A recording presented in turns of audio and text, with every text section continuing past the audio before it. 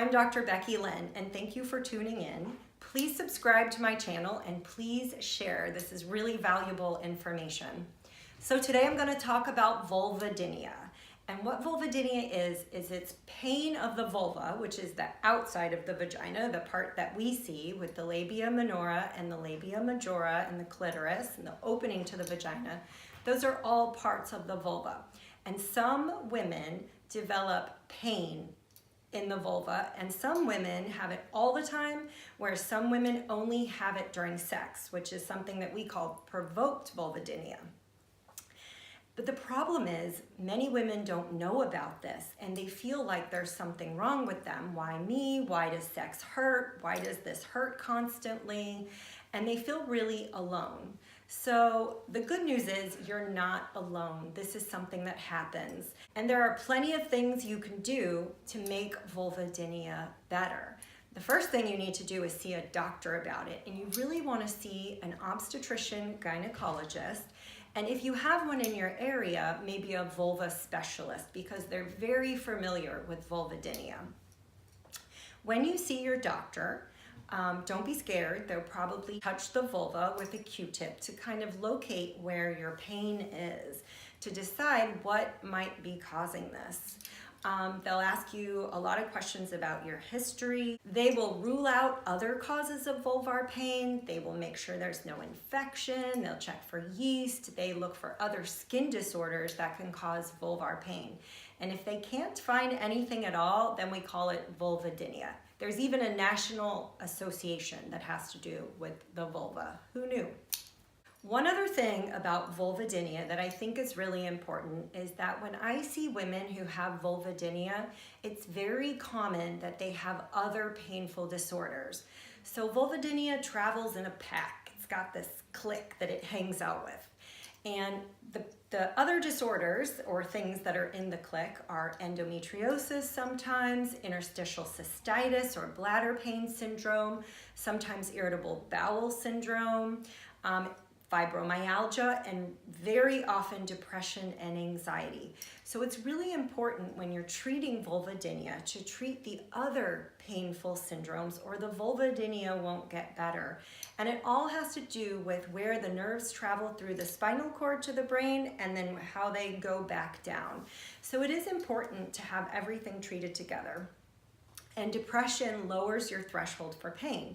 So we know that people feel pain at a lower point when they're depressed or anxious. So it's important to have depression and anxiety well managed also. So what do we do for vulvodynia? There's a variety of topical treatments that you can do. You can try a topical lidocaine. I usually recommend that this comes in a non-irritating base, so I tend to get it from a compounding pharmacy, because if you get it just, if your doctor calls in a regular prescription for topical lidocaine, which is sort of a numbing medicine, it'll come in sort of an irritating base, and we want to avoid that. You can use topical combinations of amitriptyline, gabapentin, baclofen, ketamine. And the best thing that I heard, that I really believe, and I heard this at a conference once, was that everything works for vulvodynia 50% of the time. So I explained to my patients that the medicines that we use, it's trial and error, and it may take us a couple of times to find the right combination of creams to calm those nerves down, but generally we can find something that works. One thing I forgot to mention about vulvodynia that's really, really important is there are some vulvar care measures that you need to follow. So you want to wear white cotton underwear only. You want to avoid anything where there are dyes or perfumes or sprays that are against the vulva or the outside of the vagina. All of that can be really irritating. You also do not need to scrub with soap when you're taking a shower. Avoid the vulva. Soap is very, very drying, and the vulva and the vagina are a self-cleaning oven. You don't need to scrub, and in fact, sometimes scrubbing that area can make things worse. When you sleep at night, sleep without underwear. You just want to avoid all sort of contact irritants. Don't douche. Don't use Vagisil, that can be irritating too, and I think many people go to the store to find something, they end up using Vagisil. So you really want to keep that area away from any chemical irritants. You can also use Crisco, which is a good moisturizer that is not irritating to the tissue. So yes, the Crisco, like for your fried chicken Crisco, you can put on the outside of the vulva, and it's really moisturizing and it works very well. So typically, if I go through all of these treatments and I don't find anything topically that works, I will go to an oral agent. So sometimes amitriptyline or gabapentin, and they kind of calm nerve pain. The other thing that I tend to do with vulvodynia is look for the other problems. So sometimes women will develop pelvic floor muscle spasm when they have vulvodynia, and that's where the muscles that surround the vagina tense up because of pain. And so you might treat the vulvodynia, but if you don't treat the pelvic floor muscle spasm, they'll still have painful intercourse.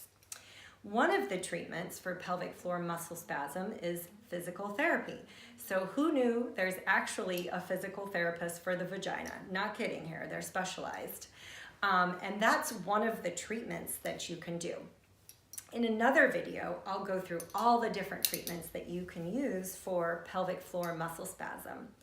If you've got interstitial cystitis or endometriosis, then in my practice, I will refer you to the pelvic pain clinic. And they usually deal with interstitial cystitis or bladder pain syndrome. We have an endometriosis specialist where I work. So we all work together because all of those other pain syndromes need to be treated too. So vulvodynia is out there. It is not all in your head. Don't let anybody make you think you're crazy, because you're not. We know that this happens, and sometimes it happens after an infection or some inciting agent that made it happen. So you're not crazy. Thank you for joining. Please like, subscribe, share, and please comment. I would love to have your comments, and I can address any questions in future videos. So thanks for listening to me today. Bye-bye.